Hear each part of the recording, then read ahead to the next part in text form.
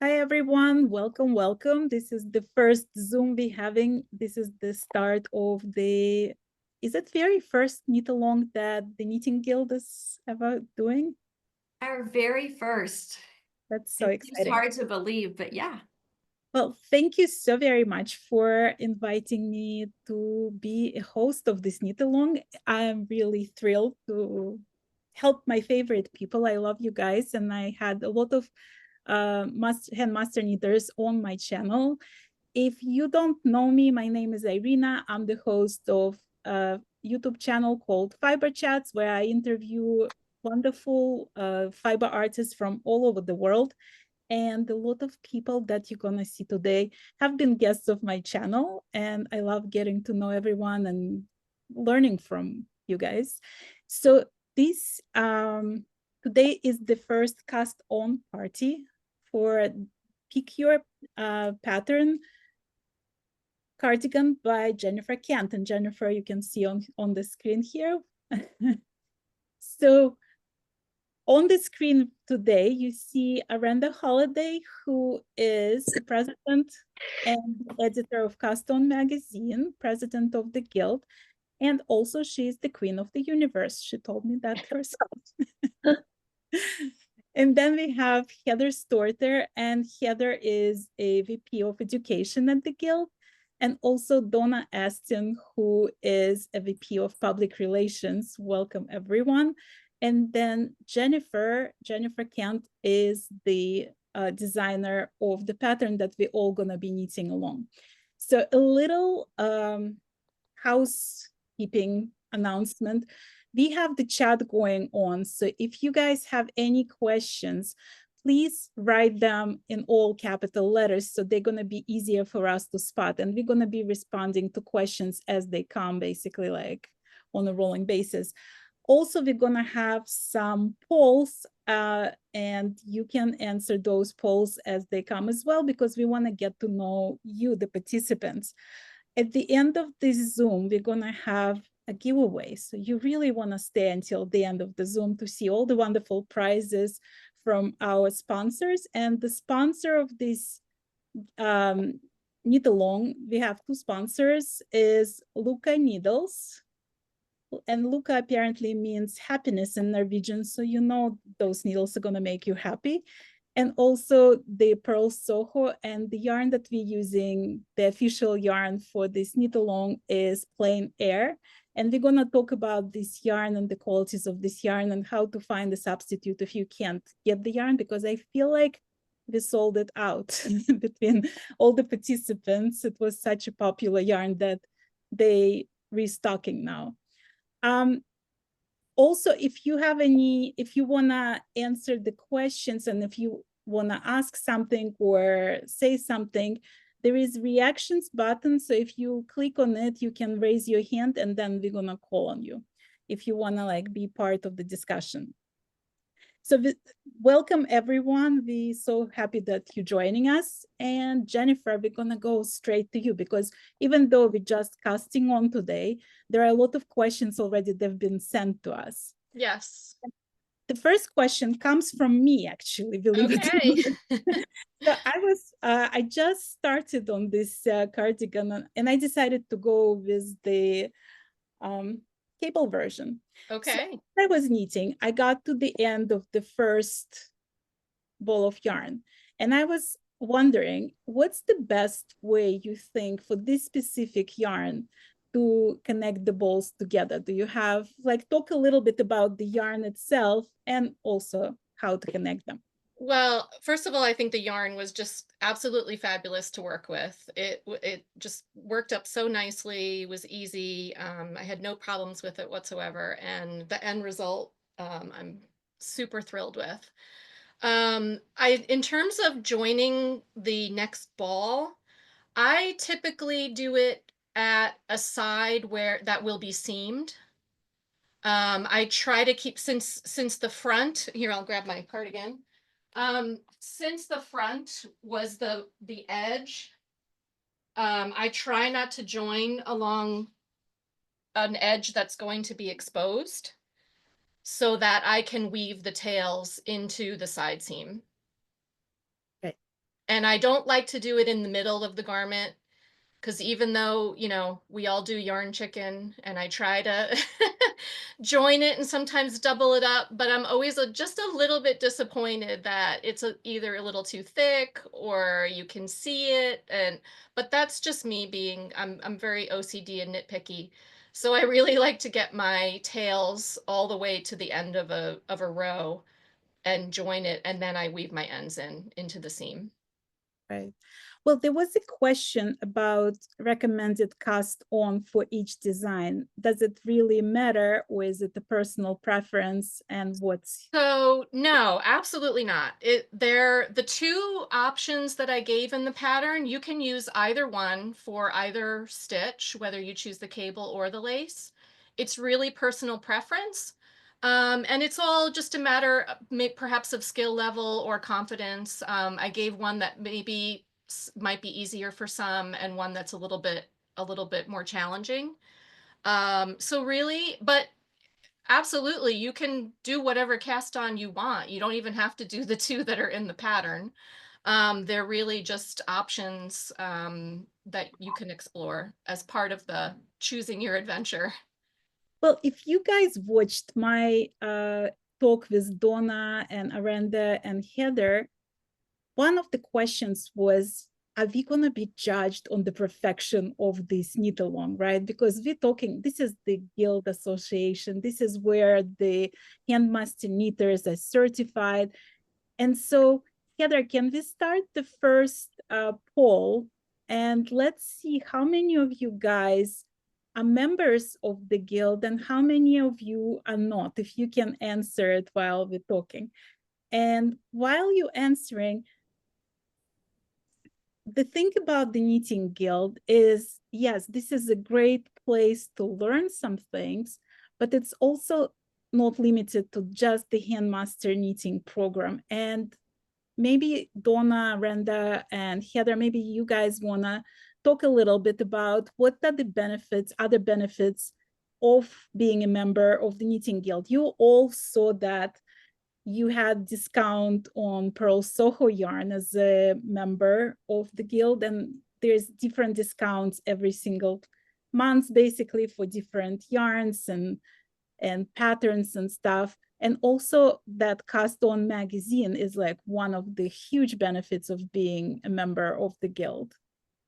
I can start on that. I'll talk about cast on as a member benefit, and then Donna can talk about the member discounts. Heather can talk about the educational opportunities. Cast on has been around since the 1980s, and it is, as it says on the cover, an educational journal. And so we have a lot of articles, and we have made a commitment to having those articles available to our readers and our members at any time. So let's say you have a question about how to do a modified set-in sleeve, like, or drop shoulder sleeve, like in the sweater that we're doing for this. You can Google, or not Google, you can search cast on for that. And I can guarantee you probably 4 articles are going to pop up. And our articles will have references to other sources that you might have. They will have embedded videos. And so really every question that you have about knitting, you can find an answer. And you know that the information that we're putting in there has been researched, and it's not, you know, somebody's husband deciding to do a knitting video on how to seam, that not maybe the best video you'll ever find. You can know that the information that you're getting there is researched and is going to give you the best results. As for, a lot of people have the opinion that our organization is the knitting police, and nothing is further from the truth. Our goal is to help every knitter, whatever their level is, get to a place in their knitting that they're happy with. For some people, that's the master's program. For other people, it is just knowing how to do something. And we are certainly not going to judge anything you do in this knit along. It's a fun way to knit, but we're here to answer questions if they're technical and otherwise, to give you help as you go through. And now I'm done. And another thing Donna, maybe you want to talk a little bit about it. The fact that there are so many different programs that the Guild offers, it's not just the handmaster knitting program that takes about 3 years to finish, but there is also a lot of classes and courses and conferences. Talk a little bit about it. Yeah, Heather is in charge of education, so she may be able to tell a little bit more about the classes that we offer and the mini classes and courses, and we have events that we have going on, which I can talk about, like this event we're doing, the charity event. We also have discounts, member discounts, which we get 2, 3, 4 new ones come in every month, and these are discounts on some of the best names in the industry and new companies too. So with the amount of shopping that I've done, I mean, I've honestly paid for my membership fee with a couple of orders already in savings. So there's all kinds of fun things that we have going on. But And the membership Heather, you want to tell them a little bit more about the other classes besides master hand knitting, because that's not for everybody. Yeah, so we have several other certification programs in addition to the master hand knitter. There's the professional knitter certification, there's the tech editor certification, knitting instructor, knitwear designer, knitting judge. I think that's all of them. But on top of our certification programs, if you aren't interested in pursuing those, we do have educational courses as well. And they are all correspondence courses where you are working with a master knitter as your mentor slash teacher. And there are kind of beefier correspondence courses that cover kind of broader knitting topics, like basics that Arenda teaches, which covers the basics. It allows you to send in swatches and get them looked at by a master knitter and get feedback. And then we also have mini courses. So those are more bite-sized educational correspondence courses that cover more kind of fine, smaller technique, like a particular cast on or a couple of particular short row methods, things like that, decreases, increases, smaller bite-sized. But you're still working with a master knitter, and you're either sending in your swatches for the mini courses or sending photos of your swatches, but they're still being looked at and critiqued, and you're given feedback, which I think, I don't know that any other organization really provides that form of, of actual feedback on your knitting. So lots of different correspondence courses and educational opportunities. I want to point out about our correspondence courses in all of our programs is that we're not critiquing the work and going, you suck. We're saying, this could be better. Have you tried this? And then, have you looked at this video? Maybe this is a technique you want to try. It's all very positive because anybody who's a master knitter started from where you're starting. And we know what that process is like. And we are very sensitive in our critique. Well, I hate to even use the word critique, in our evaluations, because it's hurtful. It takes a lot of courage to send your work off to a total stranger and have them look at it. And the last thing you want to do is to have somebody that you feel is looking down on your work. That is not the case at all. We are very careful with the committee members that we get that they don't do that. And if someone slips through, they don't stay on the committee very long. One of the reasons we wanted to do this knit along is to invite the members of the public that not members of the Knitting Guild to see like what resources they can find for themselves while they participate in this knit along and consider becoming members. You don't have to be members to be part of this knit along. The pattern is free, these Zooms are free, so it's just a fun way to get to know some of the members of the guild without necessarily having to sign up. How are we doing with the first poll? Do we have the results yet? Yes, 145 said yes and 20 said no. So for those 20 of you, welcome to this Zoom. I'm so happy you're joining us. And you know, what at some point you might want to consider becoming a members or not, and just learning from these guys while we're doing the knit along. Okay, so let's go on to the next set of questions. Jennifer, how Yes. one choose the best size? And is there like a length recommendation for different body types, perhaps? So the sizing is actually based on the Craft Yarn Council's standards for sizing. And there is anywhere between 6 to 8 inches of positive ease built into the pattern. So with that in mind, if you want that 6 to 8 inches of ease, I would say stick within the size that fits within that category. If you like it a little bit more fitted, then you could perhaps go down a size. And if you want even more ease than 6 to 8 inches, you can certainly go up a size too. I would say the lengths really, it's really personal preference. I like both lengths for my body type, but if you are a person who, you know, likes shorter lengths, then I would certainly go with the shorter length. I sort of kept it open as like maybe perhaps the longer one is for, you know, cooler climate and the shorter one is for warmer time, you know, warmer climate. It's really up to the knitter themselves and what they want their cardigan to be in the end.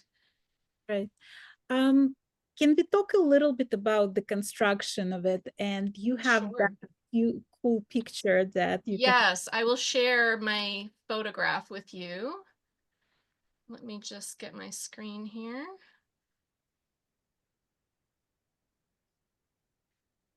Okay, so hopefully you can see this photo. Yeah. Okay, so this is what the garment looks like while it's blocking.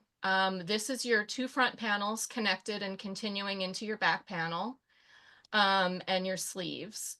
So your armhole is right here. I don't know if you can see my cursor. Your armhole is right here, and that's where the top of your, it's not really a sleeve cap, but I'm calling it a sleeve cap because it's about 1 inch of straight knitting that fits right into your modified drop shoulder armhole.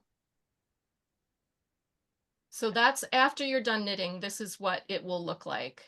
And the back and front will already be connected. So all you'll have to do is sew in your sleeve, and then you will, in one continuous seam, go from side seam to close the sleeve and then back down the other side seam. I mean, sorry, side seam and then the underarm because you'll end at the cuff. Let's talk a little bit about swatching. And before we start talking about swatching, Heather, do you mind starting the next poll about the swatches? So that's the poll: to swatch or not to swatch. So your options are like, I always swatch, I only swatch if it's crucial for the project, or must I really? So Jennifer, Yes. tell me about swatching. Why is it important for this particular cardigan? And you mentioned in the pattern that not only the number of stitches per inch important, but like also the number of rows. Talk about. So yeah, so the reason I said the number of rows are important, because since you're starting the pattern on the front, and you know, this, whoops, it's upside down. Since you're starting a pattern on the front, you want to get that full motif, and then it's continuing all the way to the back. And if you want the full motif to end in the right place, that's why the gauge is going to be important. Really, to me, it's more important that you get the full motif than if you're matching your gauge, because with this particular style, if it's a little bit longer, a little bit shorter than the schematic, it's not that crucial.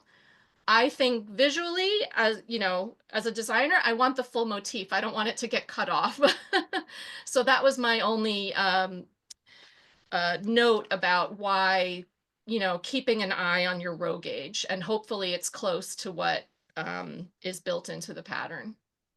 Well, if you guys want to share your love or hate relationship with the swatching, click on the raise your hand reaction, and I want to hear from some of you, like from some of you who always swatch, for some of you who only swatch if it's absolutely necessary, and from those of you who are like me, who try to escape swatching by any means necessary. But Jennifer, like when you were swatching, like what kind of information are you trying to get from the swatch besides making sure that the whole motif is going to fit in there? Right. So I think the most crucial thing about swatching is getting your gauge.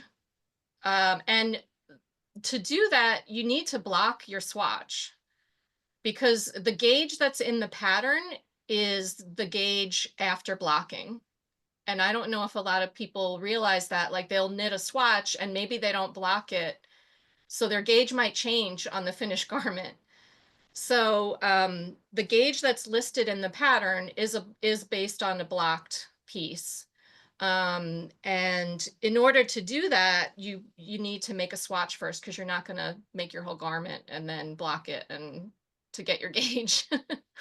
I think it's, I'm a swatcher. I swatch all the time. I love it. So I know everyone doesn't agree with me, but truly to not be disappointed in the end, swatching is important.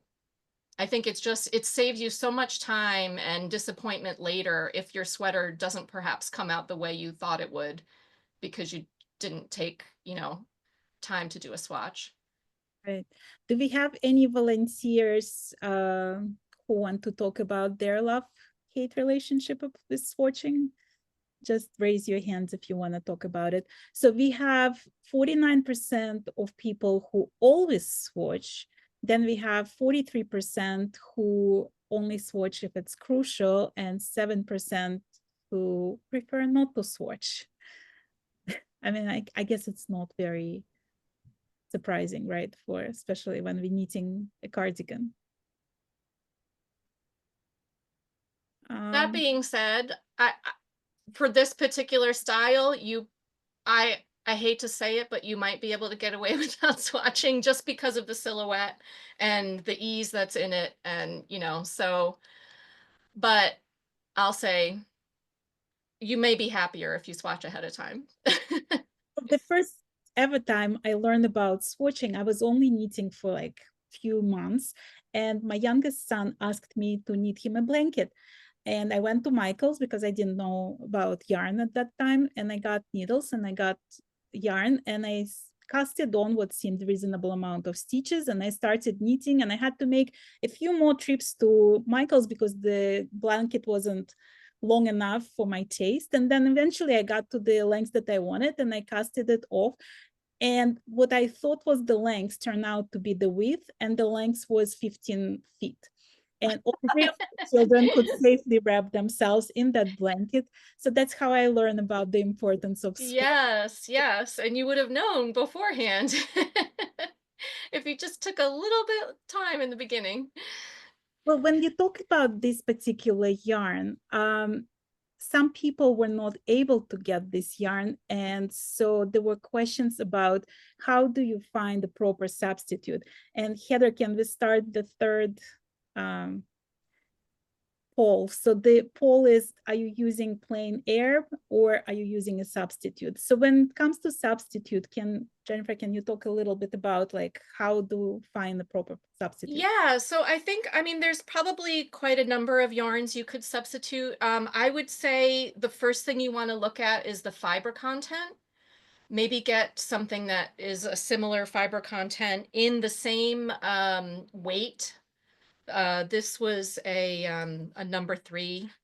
So I would start with the same weight, and then maybe a similar yarn content will give you a closer result than if you completely use some other kind of yarn. Somebody asked if the yardage for swatching is included in the recommendation for yarn for each size. There is a little bit of padding in there, so you should be able to get some swatches. If you're really that worried about it, I always get an extra skein as kind of a common practice, but yes, the amounts that are in the pattern, you should be able to get some swatches. And when we're talking about swatching, what do you mean? Like, are we talking 4x4-inch swatches, or we're talking like quarter of a sweater swatches? What do you consider? So yeah, I typically try and go as large as I can. I'll show you some of my initial swatches that I did. So for the basic reverse stockinette, this is actually 7x5. I've got a swatch for my rib, and again, you don't have to do all these swatches because this was just my initial to, work out all the patterning. I did my cable in 2 repeats, and then I did my lace in 2 repeats. So I would say, go maybe do at least 1 full repeat, because that will give you a swatch that's at least about 4.5 inches. If you want a little bit longer, maybe go for 2 repeats. And again, the cable and the lace aren't crucial to swatch because the whole garment is based off your reverse stockinette gauge. The panels themselves, my panels are about 4.25 inches wide for the, the cable and the lace. They're both about 4.25. So if you're roughly close to that measurement, you should be okay. But the balance of the pattern is really in the reverse stockinette. So that's why that was the more crucial gauge to go with. And by the results of the poll, 56% are using plain air and 45% of you guys using substitutes. So I hope that information was helpful. One other question we got about, there was few questions about management of yarns. So one of them was, do you wind all the balls at the beginning of the project, or do you wind them as you go? And is there advantage of waiting to wind the balls from the yarn kinks? So typically, I mean, it's really personal preference, but if I typically wind at least about half of what I think I'm going to be using, just in case maybe I knit a little tighter or whatever, and I prefer to have my yarn still in a hank if I don't end up using it. If I wind it into a ball, then I sort of, the label goes missing and I don't remember what it is, and that kind of thing. But I think generally I leave maybe 1 or 2 skeins unwound, or maybe even less than that. And then as I go, if I see how much more I'm needing, then I'll just wind a little bit more. And then another question that had also to do with the yarn management was, do you pull yarn from the center, or do you use the yarn from the outside? And does that matter?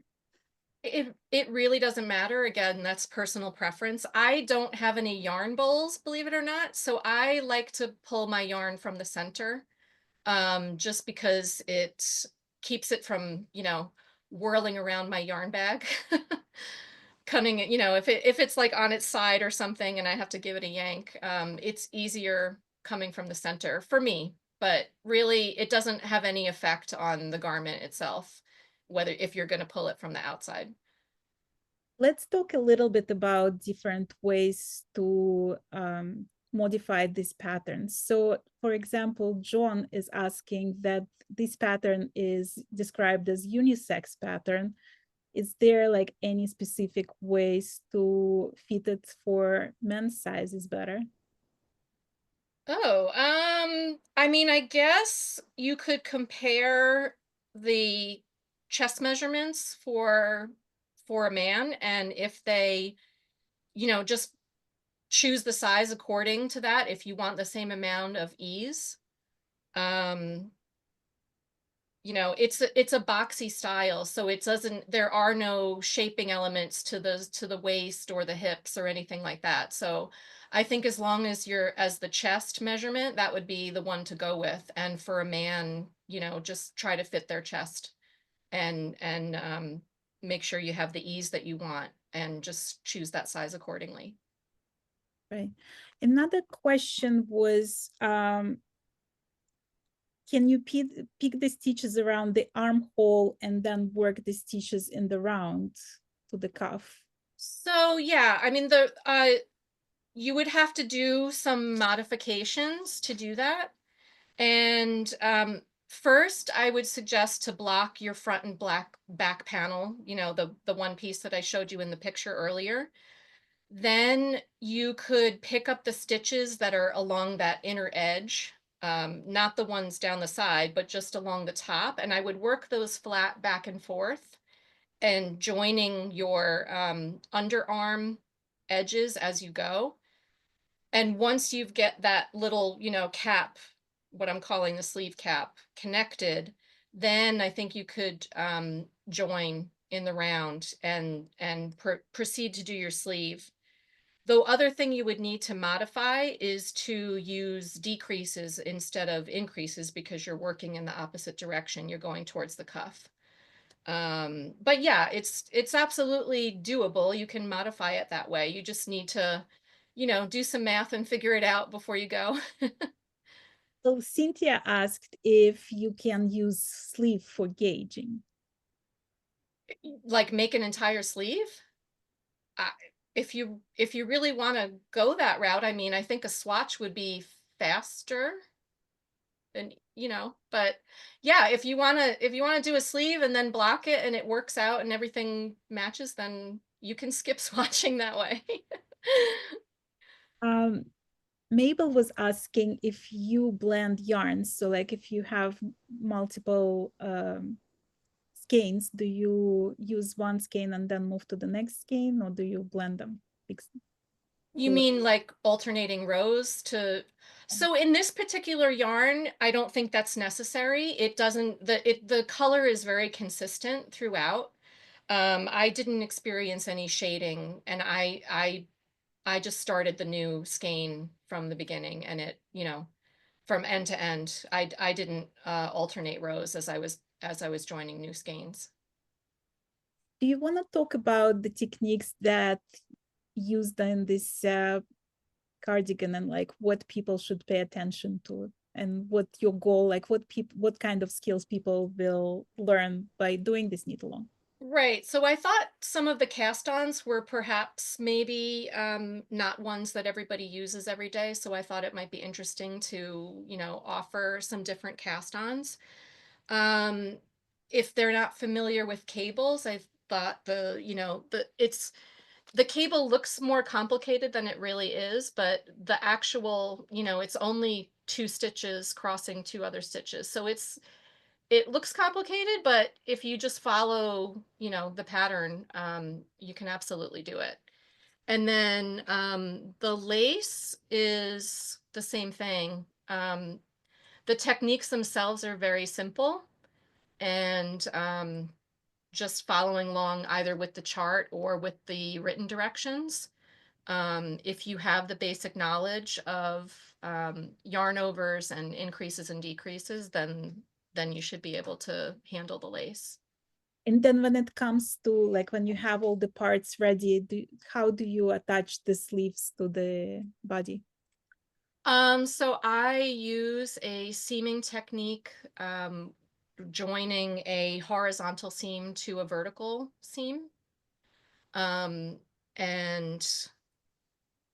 I don't have an example of that, right? But yeah, so if you remember that photograph, the garment was sort of laying horizontally, and then the vertical sleeve fits into it. So there is a seaming, like an invisible seam that joins a horizontal to a vertical, and that's how I join them together. There was somebody asking about using lighter yarn for this pattern. What would your suggestion be about how to adjust it for different? Lighter weight yarn? If they, I guess if they want the same weight of sweater, you could hold two ends of a lighter weight yarn together and test out on the gauge swatch and see if it comes up to be close. If you did a lighter weight and you'll just have to make adjustment. If you did a lighter weight just with one end and a much smaller needle and everything, you will have to do some test swatches and then basically build in on your panels on either side. So you'll have your center motif, and you'll just have to add a lot more reverse stockinette in between to make up what you're not getting on the heavier weight yarn. But I think you could probably do it if you figure it out with a gauge swatch. Little math goes in. Yes, lots of math. I want to talk a little bit about the needles that we use for this needle. Yes. So Luca sent me, and I know that Donna also got a set. I got them too. They're If you wonderful. want to talk about the needles and like what you like about them. I love these. I got here, I'll show you. I got the copper ones. Ooh, I And like those. oh my gosh. I mean, the feel of copper is kind of cool anyway, you know. If you have like pain in your hand, I just like to use copper. But they have all the extras. But I love them because they're fast, but also they're not, you know how sometimes metal needles can be like too slick, and if you're doing lace, you just the stitches fly off, they kind of drop sometimes. So this one has a little bit of I don't know, like a coating maybe on the outside to keep it a little manageable. Yeah. Have you had any trouble with the cords on this? Because I found that like when I first took out the cords, I had to use some steam iron on them. So I have a steamer that I block, and I found that like if you just go lightly with the steamer over the cords, they becoming much more pliable. They were quite curled when it came. I actually put them in boiling water and let them sit, and then laid them out flat and held them while they dried, and it straightened them right out. But now they're perfect. Right. Any other tips on working with needles and picking the right needles for the right yarn? Someone was asking about the needle. I think it came up a couple times. Do they need a longer size 6 needle than 24 inches? No, I mean, this has worked back and forth. So, you know, if you are more comfortable with a longer cord, by all means, go for it. 24 inches, you know, you maybe on some of the larger sizes will be a little bit more compact, and you might want a longer cord, but it's really up to you, because this is worked flat. It's not worked in the round. So, you know, as long of a cord as you want to handle, it'll still work. I don't know if you can see. I'm going to show you this little chart, but it's kind of blurry, so you might not be able to see it. But it tells you the number of stitches to fit, and you're only working the front or the back, not the whole thing like Jen said. So you've only got to get, you know, if your largest size, I don't have the pattern right in front of me, but I can tell you the what's largest the size number of stitch for the front. Whoops. Let me get to my. So it's 90 stitches for each front. So that's 180. and the gauge is like, what are we at, 5.5 an inch? That is on a number 6. So that's 4 millimeter. And our gauge is 21 stitches to 4 inches. Oh, I'm sorry. Where am I reading? Yes.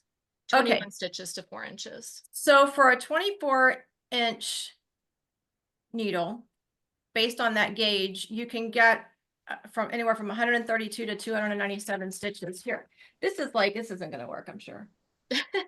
You can find these online though. I've Yeah. looked it up myself at times, and if you just Google how many stitches fit on a circular needle, you'll get 20 charts that pop up. Yeah, but yeah, that link should totally fit. Someone else, Jen, wanted to see if you could model your sweater because they want to get an idea for fit. Sure, yeah. And length and ease. I think a big question was coming up with they're just trying to determine the amount of ease to use. Yeah, so this kind of just, the longer length just about covers my rear. And I don't know if you can see, you know, my bust is here. I've got, you know, at least 2 or 3 inches on either side. So it's really just, you know, comfortable, roomy, throw it on sort of cardigan. You want to give yourself enough ease since this doesn't have a closure, you know, that it's not pulling open on you. And then I have long arms, so I didn't go as long as I usually typically like to design. I kind of overdo it sometimes, but a lot of patterns for me are a little bit too short. So this was somewhere in between, and it just kind of hits like the top of my thumb, which is where I like it. And I don't have my short cardigan, but the short cardigan is just about at my waist. Annalise was asking how to measure the bust to get the right size, and also like adding for a full bust adjustment.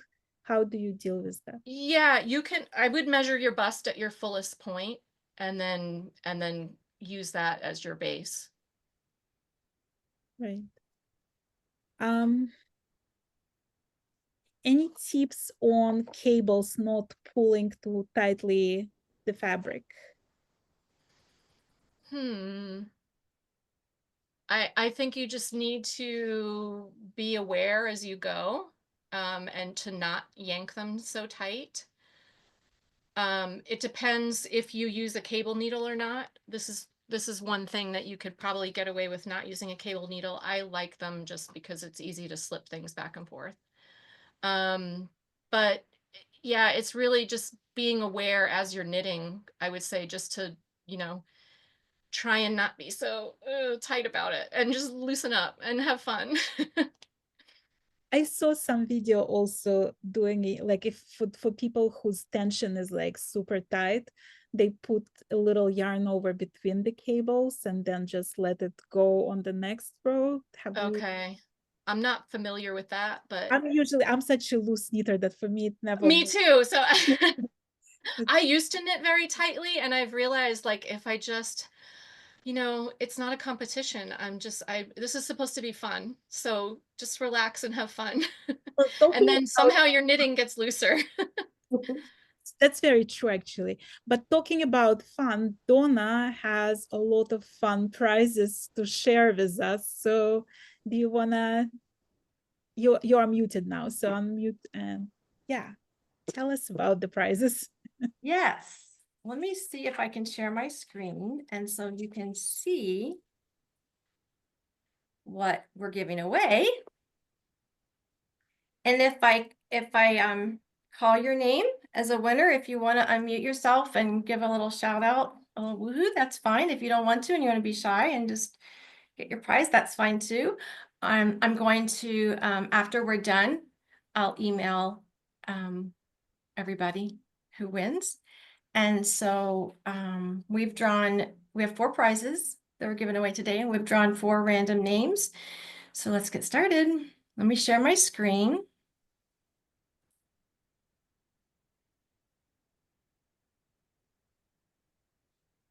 Can everybody see that? Yes. Okay. So we've heard from Jen today, and one lucky winner will have a chance to download some of her patterns for free. So we're giving away a $25 gift certificate from Jennifer Kent, which you can use towards downloading her patterns on Ravelry. And the winner is Heather Hendrickson of Warrenton, Virginia. And Heather, I'll email you the code when we're done. Congratulations. Yes, congratulations. Hold on, let me see if I can move. There we go. We haven't talked a lot about Next Level Knitting Conference, but that is going to be, it's coming up. Registration opens up a week from Monday, so January 20th. And we are giving away a one complimentary admission. You don't have to be available on these dates. If Christina's on the call, maybe you can correct me. I think as long as you have logged in before the conference starts, then you'll have access to all the classes for 6 months. You have 2 weeks from the date, so it's around like April 18th or so. If you log in by then, you have access for 6 months. So Okay, so you don't if you're there, if you're around and you can and participate live, it's awesome, because then you can take some of the classes that are live. But if you're not available, it's okay. You can still use it. and there's 35 classes, so there's a lot of classes to choose from. You don't have to take them all, but you can take the ones that you want to take. And to events, actually the Friday night event, April 4th, is kind of our knit along event. It's going to be a time where all of us can wear our cardigans. And it'll be sort of a live Zoom type of a thing like this, I believe. Yes. Yeah, so that'll be fun. So our winner for the complimentary admission to Next Level Knitting Conference is Joan Witten of Los Angeles, Yay. California. I hope you're doing okay in Los Angeles, Joan. We're all watching the news. So am I. Yeah.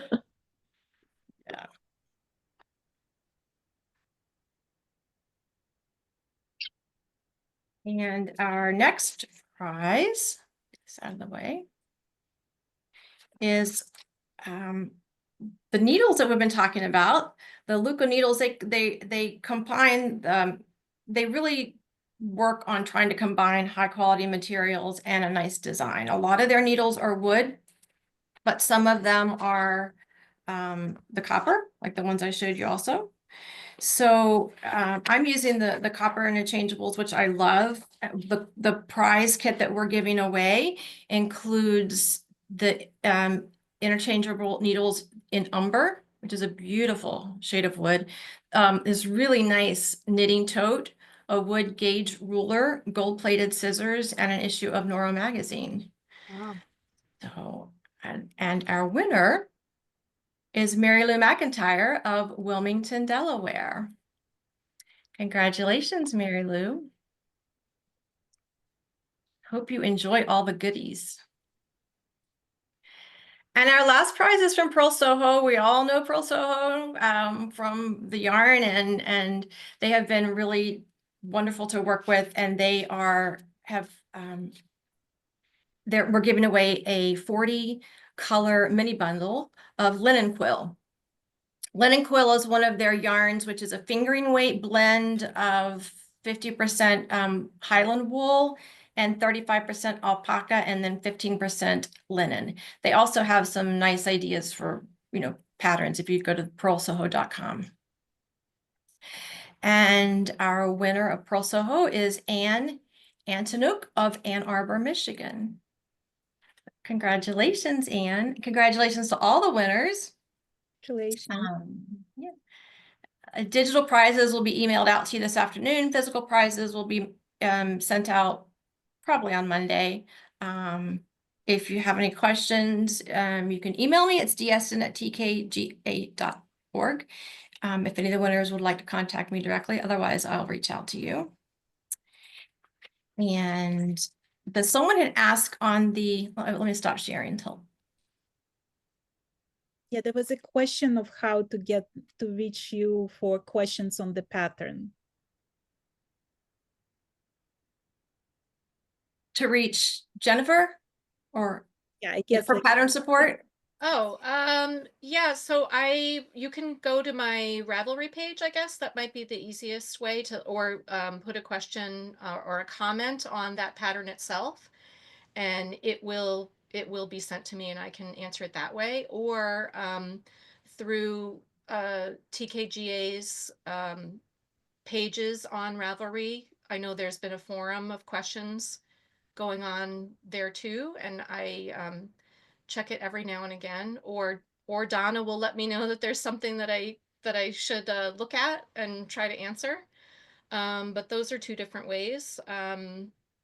Or if you want, info at sorry. tkga.org. Yes, info at TKGA. That's another good way. And also, I'm gonna post this video later today on Fiberchats. And if you guys have some questions for the next Zoom, just leave it as a comment under that video. So that would be another way to continue this conversation. And the next Zoom is gonna take place on February 1st at the same time, 2 p.m. Eastern Standard Time. You will have to register for the next Zoom as well. And that's just so we can choose new prize winners. That allows us to know the addresses to where to send the prizes. So that information is gonna be sent in the next couple of days, right, Donna? The new Zoom information. It's going to be up on the website, the tkga.org/KAL. Hopefully I'll have it up today, and then you can just go ahead and register. But we'll send an email out to you when we get closer in. But yeah, it'll be there. Same place you went to register for this one. We're just going to switch out the Zoom party from the launch party to the next one and have the link there. The yarn discount is also on that webpage. It's 25% off just for the plein air. And one thing to note, the code, which everyone here is registered and on a code, it's TKGA 1124G. You'll enter that in checkout to get your 25% off. But one thing to keep in mind is they're not allowing us to combine this with anything else. So if they're running a promotion or a sale currently, it's not going to work. You have to wait till it's just off their regular price. So I think right now they are running a sale, which is supposed to be ending soon. So if you enter the code and it says it's not valid, that's why. Because they don't want you to combine it with two different things. So you can either buy it during the sale if it's a better deal, or just wait till their sale ends, and then which they're usually only a week or 10 days at a time, and then you can re-enter it. And we also have, which I know you all have been watching because I can see the numbers, but we have the video tutorials on YouTube that Jen has made for the knit along, which are really helpful on the cast-ons and bind-offs, and that's at the TKGA YouTube channel. So be sure and check this out. We also have links to those on the website, on the webpage, and in the pattern, right, Jen? Yes, there are links in the pattern that will take you right to those videos. And there is also a few ways you know, show your appreciation. You can put the pattern in favorites.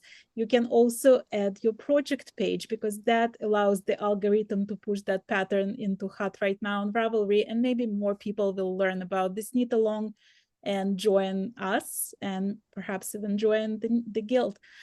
And also tell your friends about us. Tell your friends about this knit along. Tell them that if you're enjoying it, tell them about this pattern, because maybe they also want to knit this thing.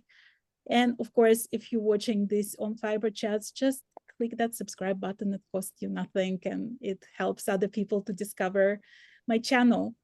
We have Sandra who wants to join us for a second. Sandra, do you want to unmute yourself?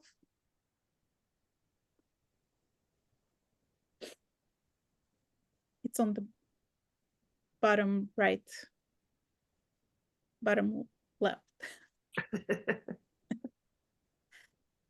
Sorry about that. I wasn't prepared. I hope you don't mind, but I just wanted to speak up and thank Irina for what she's done for me with knitting. I only discovered Fiberchats during the MCAL for Stephen West. and just found it so interesting, all of the interviews she was doing and speaking to all the participants. She's the one who introduced me to the Knitting Guild. I am a new knitter. I'm newly learning, but she's brought a lot of excitement to this new experience for me. So I just wanted to thank her for that and tell her what a great great channel I think she has, and it's really inspiring, and hope to meet her and all of you someday at one of these fiber festivals or something, wearing my entirely hand knit jumpsuit or whatever it is that I end up making. Thank you So that's so it. That's it. So thank you. Thank you for allowing me to say that. Thank you. That's so sweet of you. Thank you. Yeah, and guys, if you gonna be at Vogue Knitting Live, it's next weekend. I'm gonna be at Morehouse Yarn booth, and Morehouse Yarn also had some promotion deal for the Knitting Guild. They've been friends of the guild for a while. It's a upstate New York farm. So I'll be there on Saturday at 3:30 showing my new pattern design. It's called Sway With Me. It's now on Ravelry. If you want to get that pattern, you can use the code SWAY with all capital letters. It gives you 25% off. And I think Donna is going to be at Vogue Knitting Live as well. So I hope I'm going to run into some of you there. Please stop us, say hi, show us your whips, and let's talk knitting. It's always a pleasure to get people from the Zooms to meet them in real life and just chat. I want to thank all of you for joining us today. It was really fun to learn more from Jennifer, to answer some of your questions. If you have any questions, please reach out to us. We'll try to answer them next time. So again, next meeting is going to be on February 1st at 2 p.m. Eastern time. The information about how to register it is going to be sent by the Knitting Guild. I'm going to share it on my Instagram if you follow me there. And until next time, happy crafting, everyone. Thank you so much, and congratulations to all the winners. Thank you. Bye-bye. Thank you. Thank you.